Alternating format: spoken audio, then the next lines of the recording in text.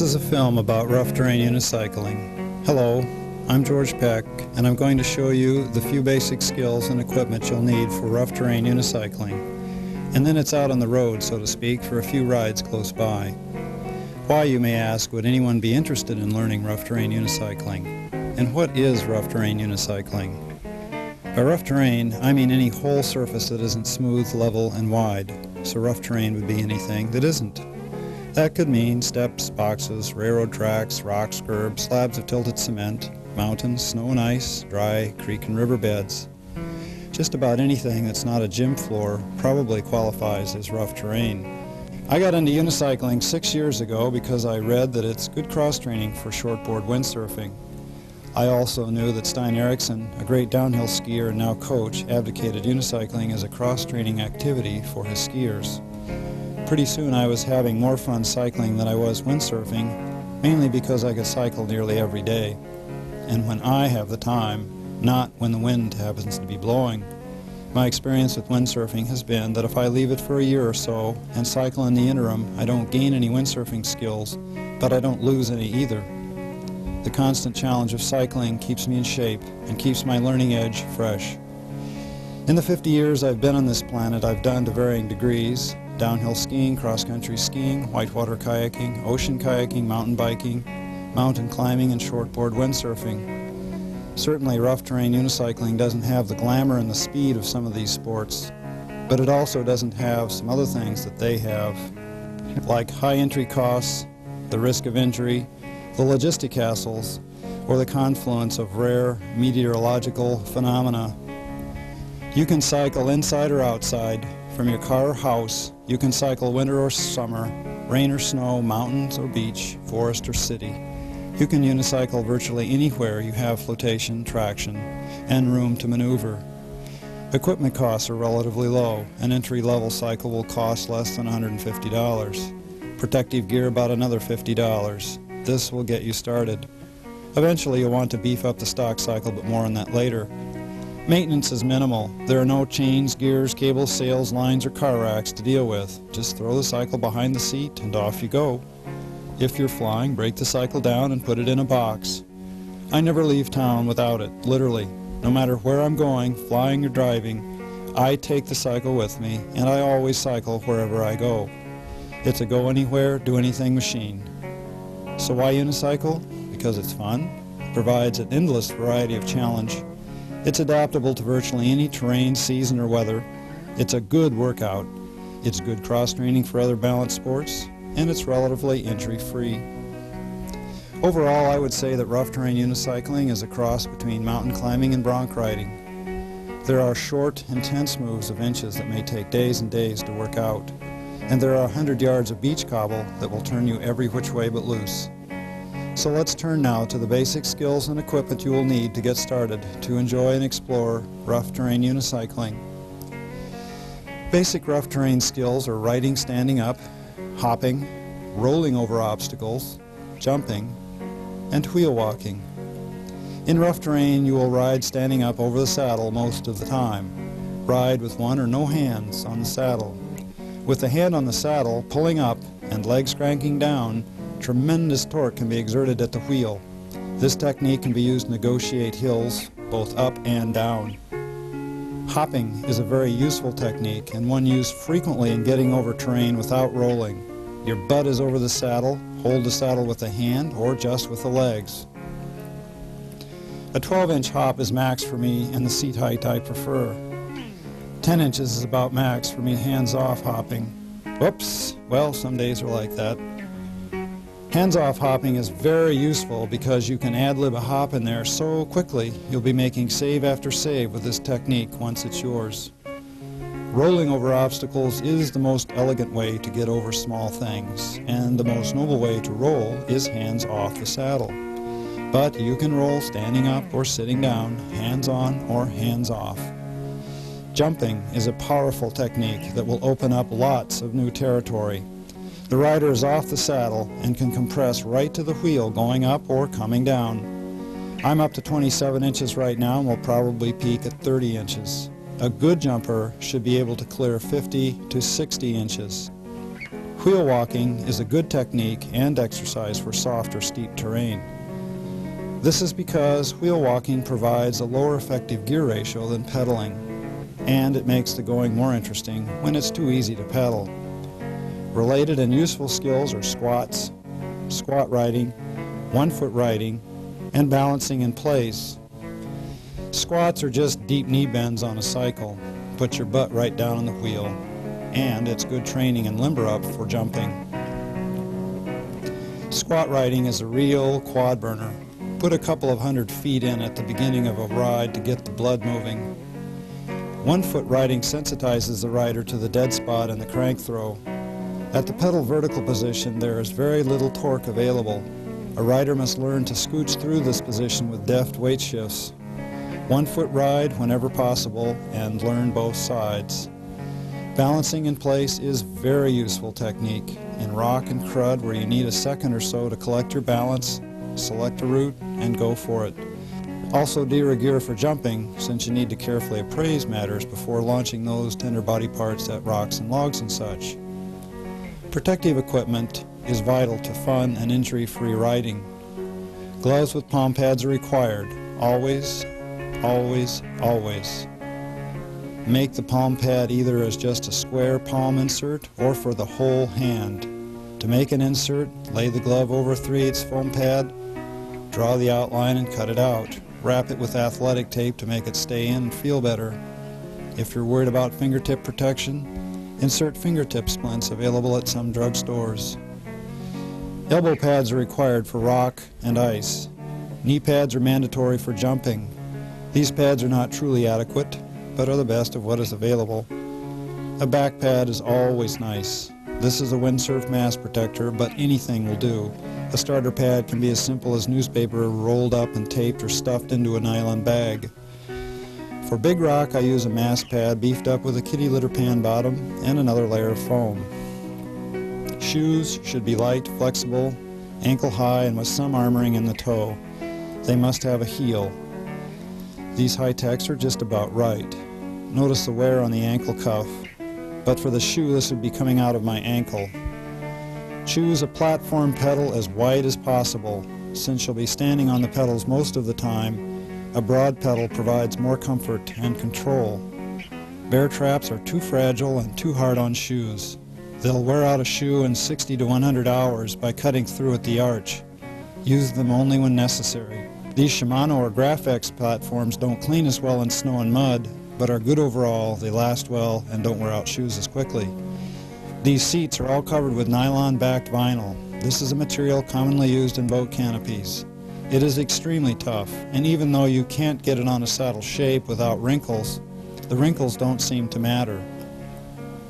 If you have a tender rear end, try a saddle with Spenco padding sewn in. It's more comfortable, but the resulting seat is much heavier. Tires take a beating, so put on a good knobby. Keep inflation pressures at about 60 pounds. Never let it get below 40. Lower pressures increase the risk of pinching the tube against the rim when there is a forceful contact with an edge. This will give you two nice little simultaneous holes in the tube and a walk home. Rough terrain cycles come in two flavors, 24-inch and 26-inch wheels. The 24-inch wheel with 5.5-inch cranks is standard. This is a fine jumping bike and good all around for rolling and hopping. The smaller wheel makes it easier to maneuver in big rock. The 26-inch wheel with 6.5-inch cranks is a better rolling bike. The longer cranks give 20% more torque, and the bigger wheel gives slightly more flotation. And because of the alloy cranks, this bike is actually lighter than the 24-inch cycle. The 26 is a rolling beauty. This would be my cycle of choice for doing forest and mountain trails where rolling is the primary activity, and a factory-studded tire is available for ice and snow work. Overall, however, the 24-inch wheel is the most versatile. This is the bike that goes with me everywhere. Well, so much for basics. Let's get going. Cycles are great for exercising the dog, and a toss or two is a good limber up. This road doesn't look steep, but it has a 25% plus gradient. I've ridden logging roads, mine haul roads, and firebreak cat trails in Alaska, Washington, California, Oregon, and New Zealand. And this is about as sustained steep as a road usually gets. Much less steep is this ramp at about 16%, but look how easily the cycle handles this grade. I mean, we're not even touching the saddle here. My experience with hills has brought me to the firm conclusion that the Unicycle is the premier vehicle for going up steep hills. The reason is that the effective gear ratio for a wheel is as low as you will find on any mountain bike. Plus the rider's weight and handhold over the driven wheel provide for better traction and more torque. However, a mountain bike can freewheel to the pedal level position for maximum torque, whereas a unicycle must roll through the dead spot of pedals vertical to get back to the pedal level position. Despite this handicap, the unicycle is still more capable at going up steep terrain. Eventually, the gradient here becomes too steep for either a mountain bike or a unicycle to roll. Plan B is hopping. Take my word for it, hopping is a lot easier on a unicycle than a bicycle. Curbs are great for learning to roll over obstacles. I love curbs. You can't spend enough time on curbs. The basic idea is to launch off the rear pedal and land on the forward pedal. This unweights the cycle, allowing it to lift. Plus, your weight coming forward and down adds some real authority to the torque curve. Stairs are not particularly friendly terrain, but they are everywhere, so you might as well learn to deal with them. Wear all pads on stairs. Stairs can be dropped step by step or rolled as a whole bumpy incline. The object in rough terrain cycling, as I understand it, is to take on the biggest obstacle around that you can handle. This picnic table is in the way, so let's give it a go. It takes me 2 jumps to reach the top. A good jumper can easily make it in 1. The other object of rough terrain cycling is to make things as interesting as possible. This berm is too easy to pedal, but it's a reasonable challenge to wheel walk. Now let's begin a forest trail. The terrain here will be typical of forest trails anywhere. Lots of roots, steep sections, and a few bridges and streams. Hills should be taken standing up without holding the saddle. You can get tremendous torque by getting as far forward as possible. Watch out, because this puts you at risk for a dismount out the front. The closer you get to the edge of the balance envelope, the quicker you'll go through it. But you have to be at the edge to optimize performance, so go slow. Get back momentarily for obstacles and scooch over them with your hips. All of which is a good trick while leaning way forward. It's a skill that will take time and sensitivity to develop. This hill has a stopper root at the top, which can be either rolled or hopped. It's more elegant to roll the root, but my pedal position didn't work out on this trip and I'm too lazy to ratchet to the best pedal position, so I'll just hop it today.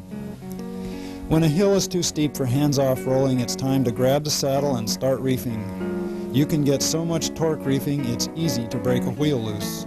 Use the torque carefully, bearing in mind the traction available. Again, stay as far forward as you dare, be flexible, ready to back off to start a bump, and thrust forward to finish it. Someday I may get good enough to roll this section hands off. We come now to the inevitable stream and no bridge. The cycle does very well in water provided you can see the bottom.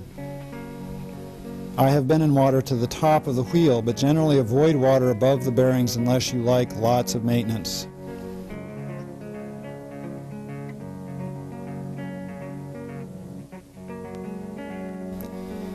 Rolling or sliding down rock or gravel berms is a matter of staying back, grabbing the saddle, and braking with lots of counter torque.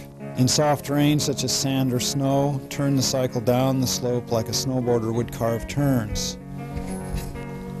See, I told you steps are everywhere, but these particular steps are benign, so let's have some fun here. Going up 2 at a time is good jumping practice. Coming down 1 at a time, hands off, sensitizes the rider to staying in the balance envelope without holding on to the saddle. A desirable skill that pays off in general small rock work where you need both hands flailing for balance. Here is a good example of small rock. What makes this terrain difficult is that what you see is not what you get. The rock is loose and shifts constantly under the influence of the wheel. The preferred method of dealing with this stuff is to go slow and steady. Give yourself time to pick a route and to react to the unpredictable. Go directly over a rock whenever possible rather than around or between. A rock under the wheel is not nearly as squirrely as a rock being shouldered aside. Logs, pipes, or poles, like steps, are just about everywhere. Be careful. Before doing cylinders, make sure they are stable. Test for traction. Creosote poles are very slippery in hot or wet weather. These logs are good practice for forest work because some trails will have only logs for bridges. Now let's try some tilted stuff. These are dream slabs to work. They are stable, rough, and only moderately tilted.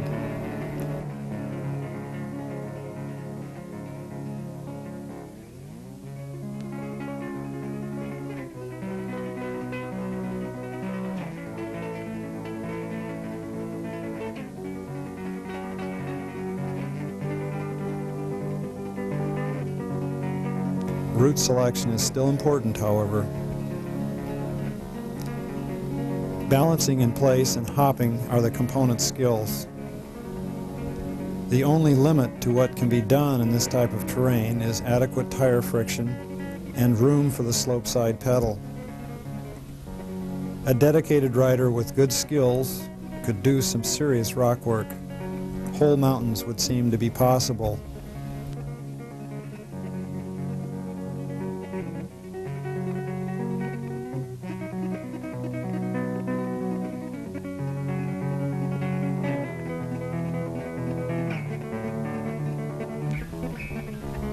Our route brings us out onto the beach. This particular section of small to medium rock provides endless fun. No route, no day is ever the same. This is where curb practice pays off. Rolling over to 6 to 8 inch ledges is mostly all that's happening. Balancing in place is important to slow and deliberate progress. Medium-sized rock provide good hopping grounds. Hopping is a fun skill, but work up to it gradually. Always test for traction and stability first. Taking off and landing from angled rock is more difficult. Ease into the skill. Eventually, the beach turns into what I call big rock. I should be wearing a helmet here, so should you. No new skills here, just dancing with bigger rocks. Remember, what you're seeing is not about what I can do on a unicycle, but what you can do. As long as there is traction and room to maneuver, a unicycle will take you anywhere your skill allows. There are two things to know about rough terrain unicycling. First, the learning curve can be shallow and long, but not to worry.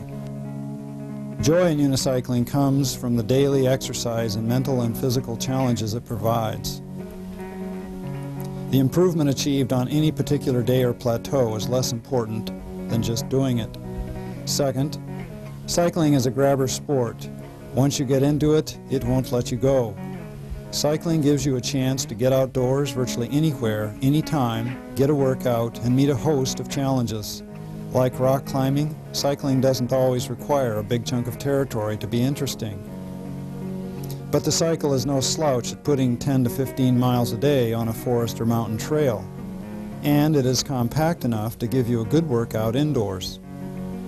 When you ride, no matter where you ride, always wear the appropriate padding. Currently available stock unicycles are not up to long-term use in rough terrain. These are a few of the dozens of axles I have broken from these machines in some 3,000 to 4,000 hours of riding, and bent cranks, and broken pedals, and seat posts, and seat covers. To put together a bike robust enough for sustained rough terrain work, some stock components must be replaced. The most important is the axle. The only two types of axles that have survived my riding are the Philwood 4-shoulder taper and the Bullseye hollow splined axle. A reinforced seat post and seat will withstand the fiercest of reefing, and a nylon vinyl seat cover will give reasonable wear. Put on the biggest platform pedals you can find. The addition of these components will reduce failure rates to an acceptable level. Otherwise, it is simply not safe to venture into terrain like this without reliable components. especially axles. A broken axle is fairly catastrophic in any event, and this is not the place to find out more about it.